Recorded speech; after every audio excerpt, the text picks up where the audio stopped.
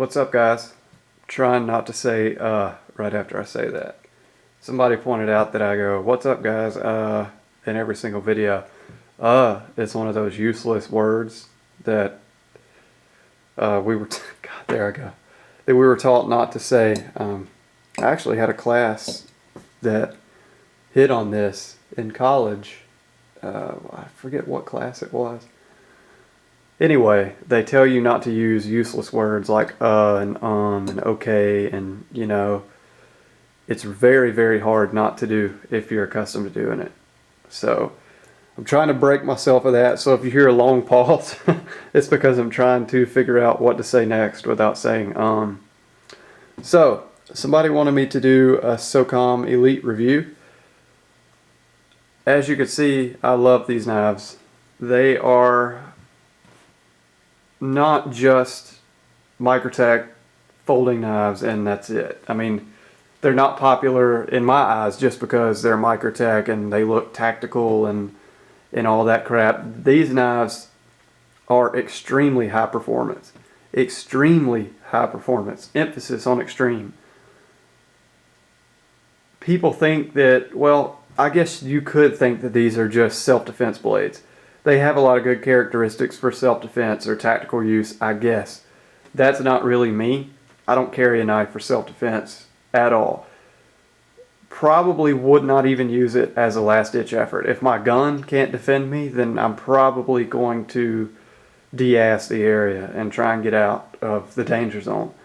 Probably not going to pull a knife and try and fight some dude with a knife in my hand. That's a good way to get yourself hurt and put everybody around you in danger, in my eyes. Unless you're trained to do it, I probably wouldn't do it. But if you want to carry knives for self-defense, that's your prerogative. I hope it works out for you if you ever have to use it. So I don't do it. These are purely utilitarian to me. Just used to cut things and be a good EDC blade, which it does extremely well. I have 2 generations of this sitting here. These are all 2011s, and this is a 2012. I'm going to go over the differences in those first.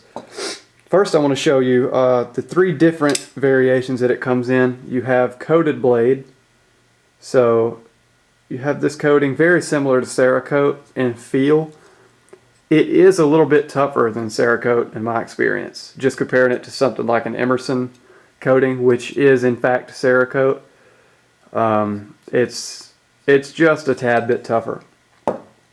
Next you have their satin finish, which is satin flat up here, and then satin grind lines on the primary bevel. Very, very adept. Very prone to getting fingerprints, as you can see. But it's still beautiful. I mean, that's a very beautiful blade. All 3 of the black ones are 20 CV as well, which is an amazing steel. In this knife, it's an amazing steel.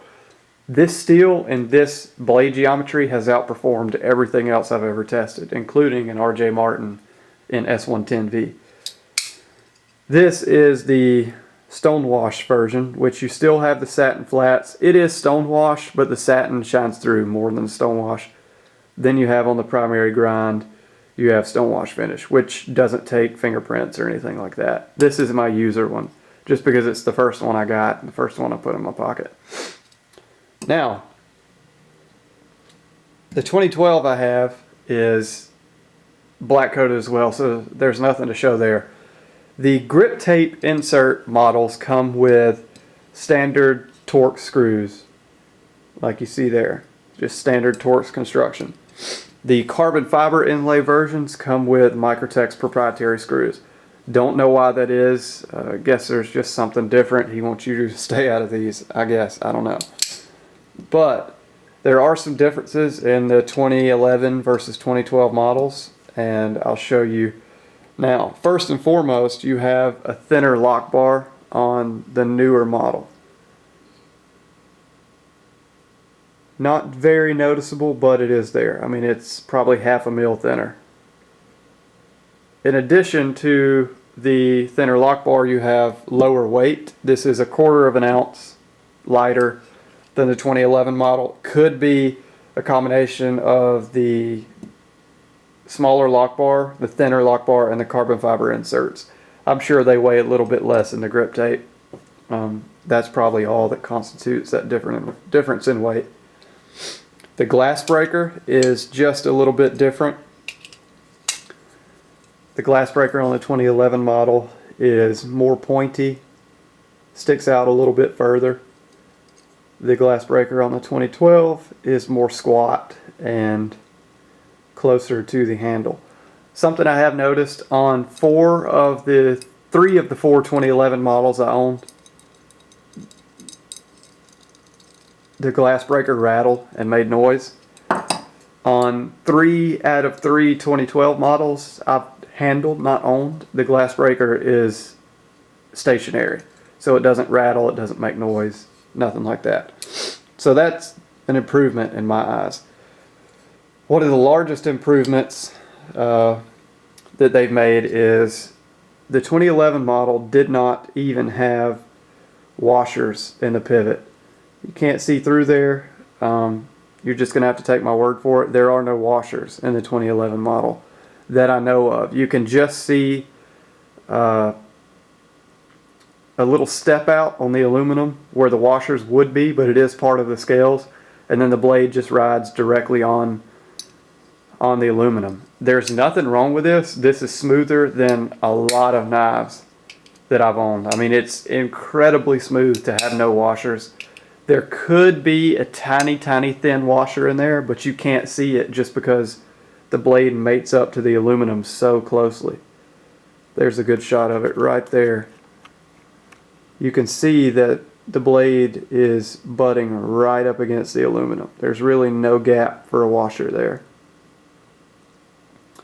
So there could be a super thin little washer in there, but I don't know. I haven't taken the 2011 models apart. The newer version, the 2012, has a thrust bearing system in it. So you see the gap in there? That is the thrust bearings. Very similar to KVT. KVT isn't a new technology.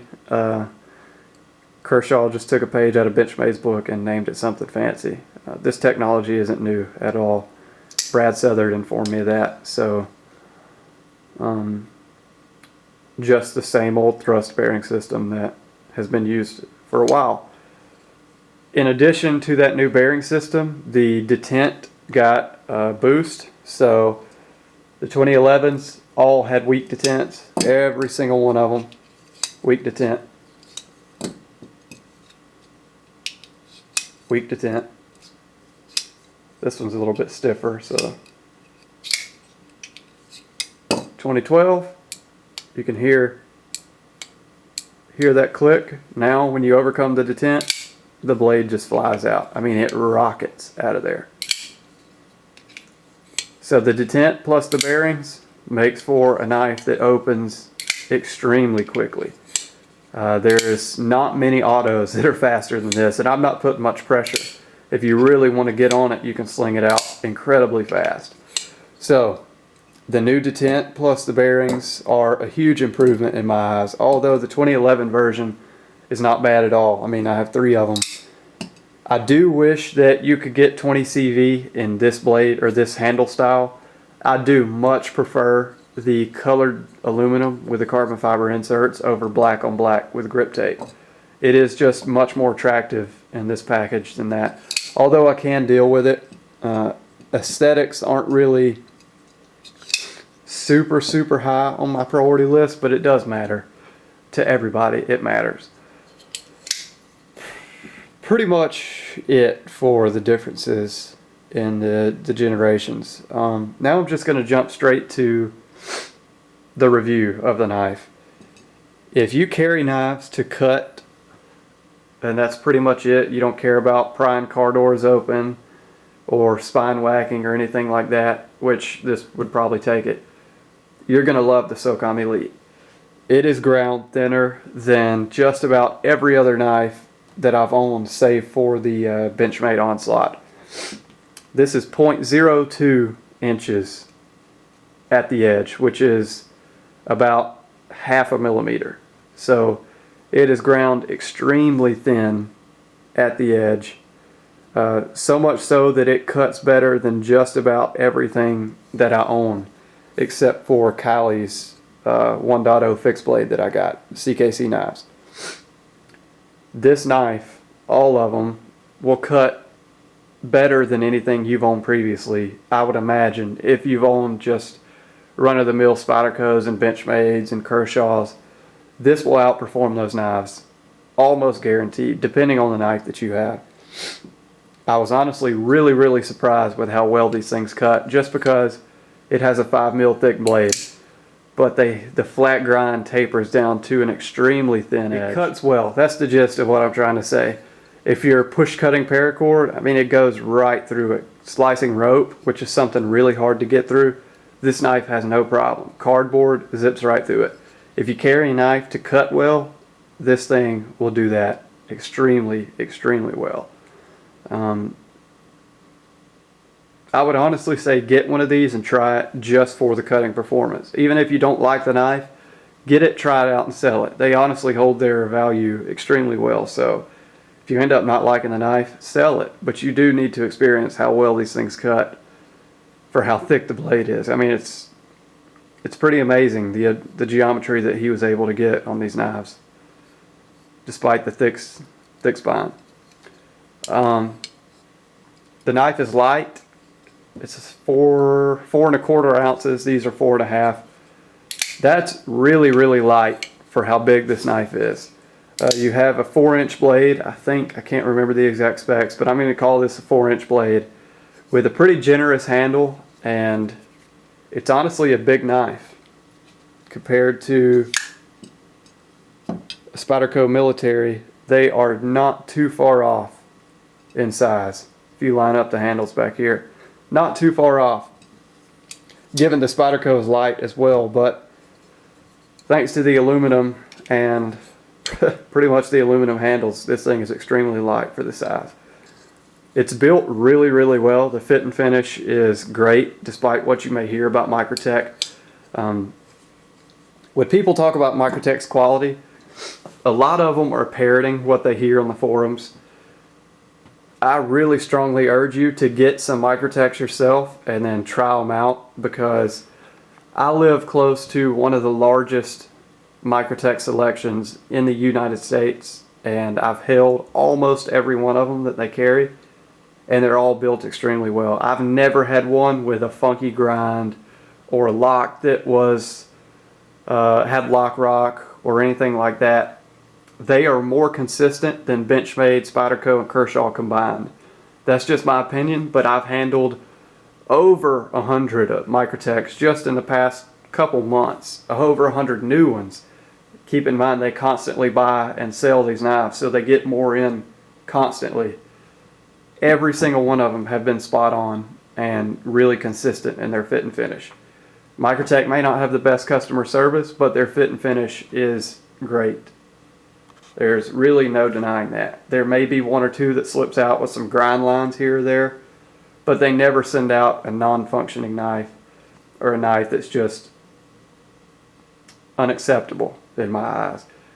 Sure, I'm sure they've sent out knives that didn't work. Maybe you've heard your cousin's best friend's brother got a Troodon or something that didn't fire, but on the whole, their QC is what everybody else should be.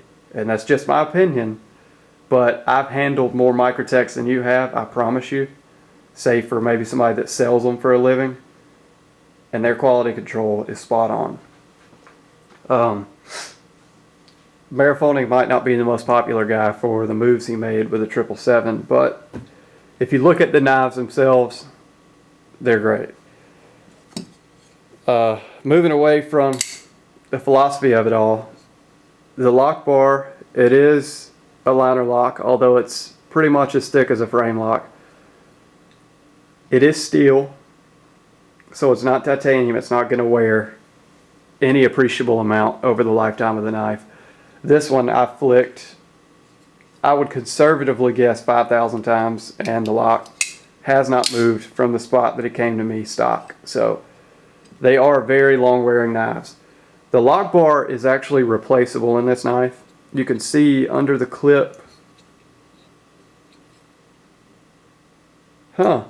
Something new I just noticed on the 2012. You could see the lock bar on the 2011s. On the 2012, it's gone. So they've hidden the lock bar. That's another update on the 2011s, or the 2012s. 2011s are held in by a screw and actually index into the scale. 2012s, the lock bar is, I don't know what it's held in by, something internal.